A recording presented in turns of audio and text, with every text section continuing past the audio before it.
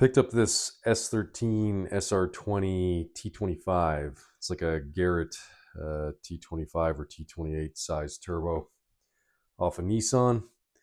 It's going to be similar or nearly identical to like the twin turbos off of a RB26 Skyline engine.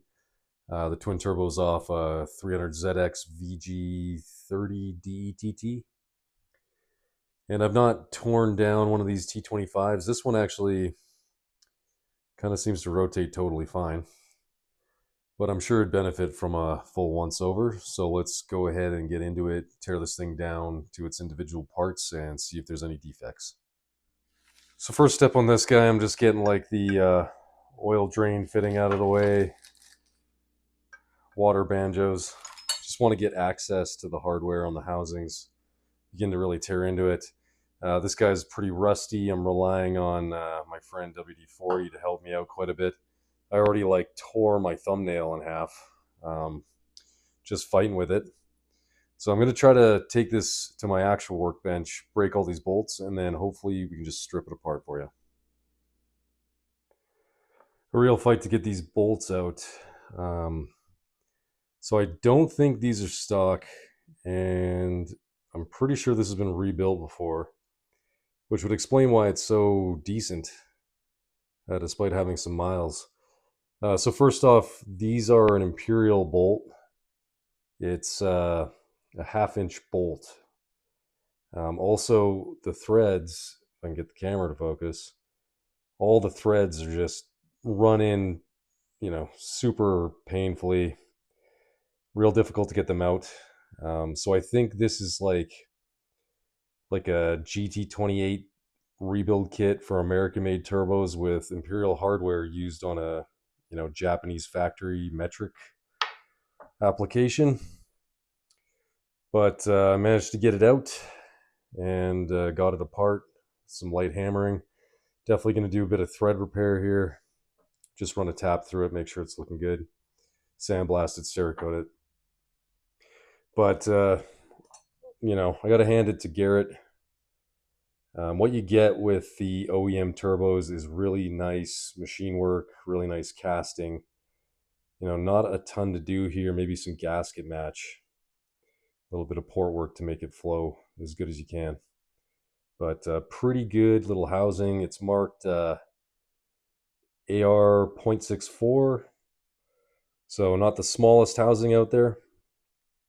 And I think these turbos can flow like 320 horsepower on an SR20, but this one might find its way onto like a K24. So next, just going to get out the snap ring pliers and try to get this guy to go. So I got the snap ring out. It's not much to it. Just use your biggest pair snap ring pliers. But what I did need to do that I didn't take a clip of is when these were depressed in its groove, just getting a little pick in the hole and just budging it back and forth with a bit of WD-40. Again, it's a little rusty.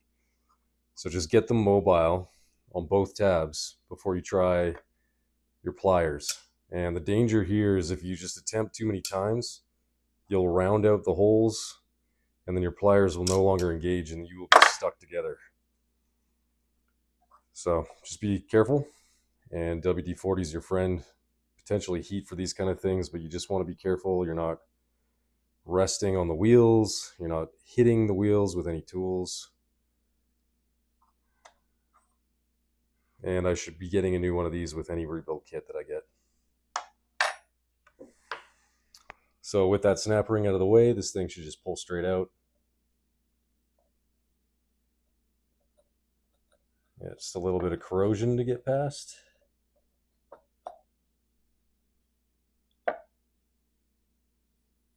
There we go. And you can give an inspection to the wheel. If this had touched the housing, it'd be quite obvious. But this one is looking good. Just a little bit of dust, dirt. Taking a quick look at the housing, there's just lots of evidence of it's either PCV, oil and whatnot, or possible leakage out the front oil seal, though I don't see anything on the cartridge side. But overall, a really nice casting. So I'll get this thing immediately in the dunk tank. Looks like I dinged it a bit getting the ring out, and that's okay. I'll have a chance to file that away when we go to coat this thing. But overall, nice little housing. So this guy is pretty dirty, a little rusty. So I'm going to go with a physical scoring with a file, just very lightly. Then we'll clean up these parts and then mark them with a felt. But not much to it, just going to pick a nice sharp file end and make a couple marks. So marks complete, just the lightest little scribe without really removing any material on all three pieces. So to get her open, classic wrench on either end, 8mm 12 point on the front side in this case, and it's going to be right hand thread, so the opposite of normal rotation here. Shouldn't take a ton. There we go.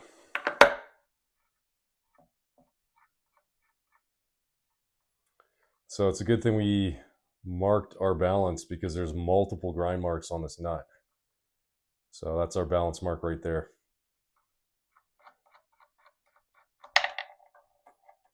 Nut.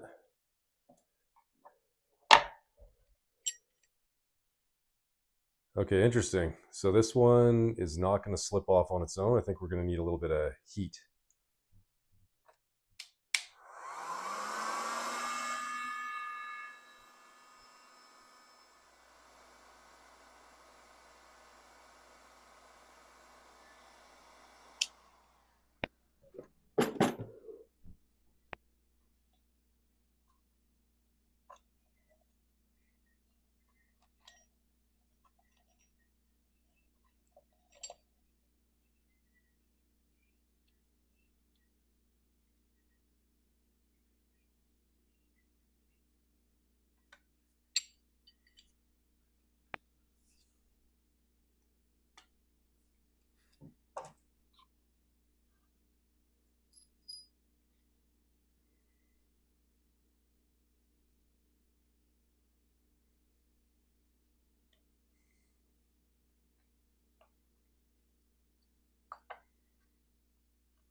Just a little hand polish.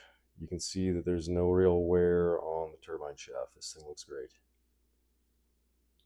A little bit of carbon buildup to pick out, but overall a nice usable piece. Looks like we got another classic kind of thrust sealing plate with the front ring seal, and then retained by a circlip.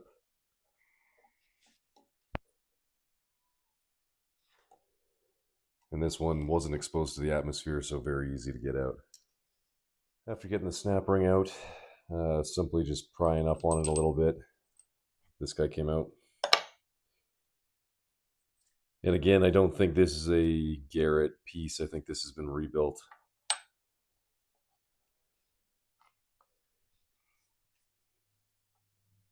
I've already started backing off some of these bolts holding the thrust plate or thrust bearing in place.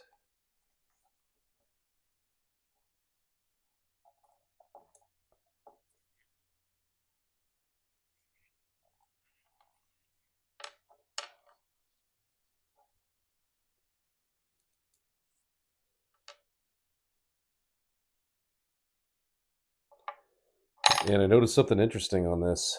So this thing it spun totally fine. But there's like cracking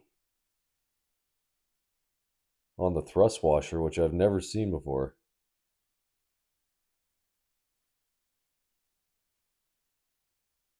It's a very odd failure. And it didn't seem to affect anything. Like there's nothing out of orientation, like the wear is pretty normal. I really don't know what to think of that. Like, is that possibly the result of like a severe overheat condition or something?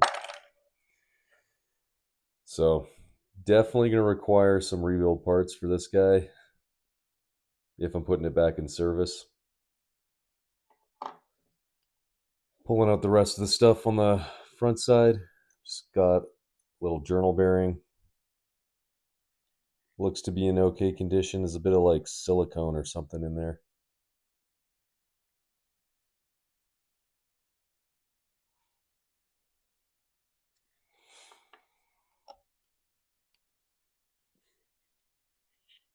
And checking our bearing bore, everything's nice and smooth, looks fine. The circlip in the back, it's in the right place. And then just peeling out our front ceiling O-ring.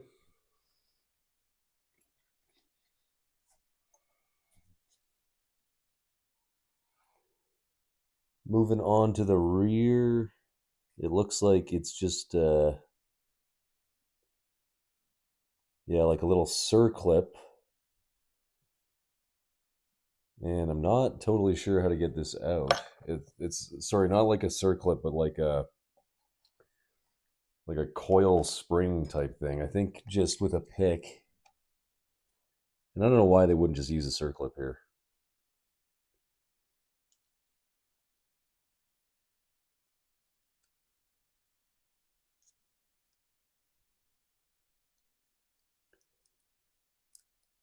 Yeah, it looks like it's already half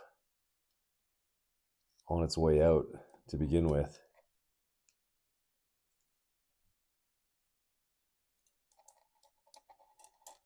Not a great system.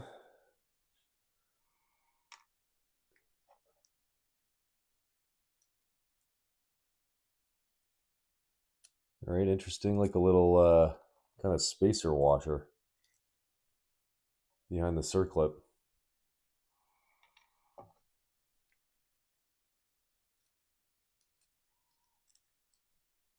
And then our last bearing. That pretty much does it for teardown on the SR20 GT25 Turbo. And I'm definitely going to order a rebuild kit for it. At a minimum, I'll just assemble it as is. Maybe resell it pretty cheaply so that somebody can get some use out of it, or maybe I'll just keep it on the shelf for a future use of some kind. It's just some kind of basic boost build.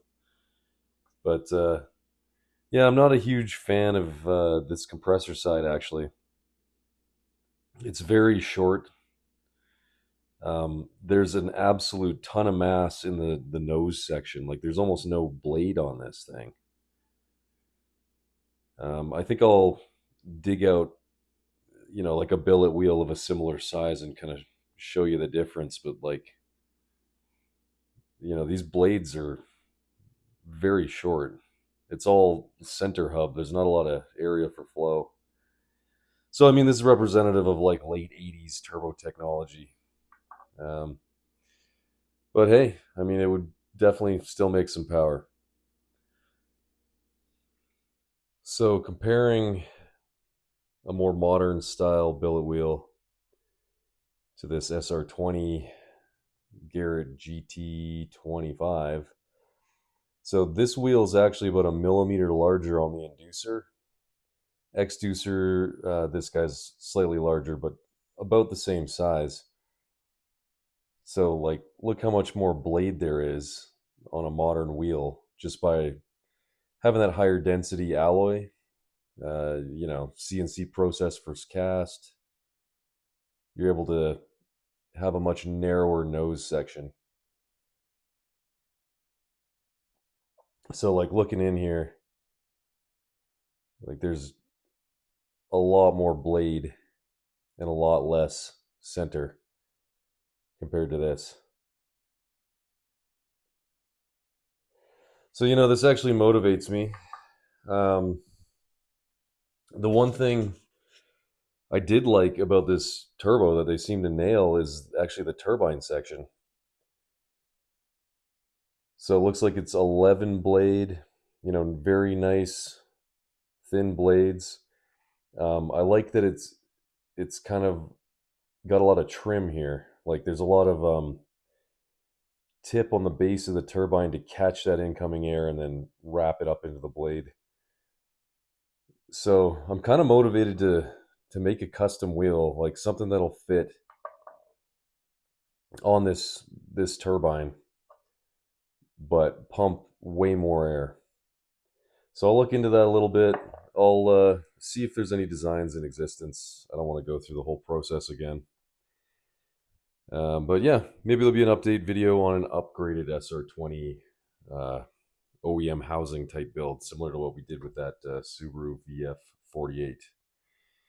So yeah, stay posted. Drop comments if you got any questions or anything to say, and as always, like and subscribe.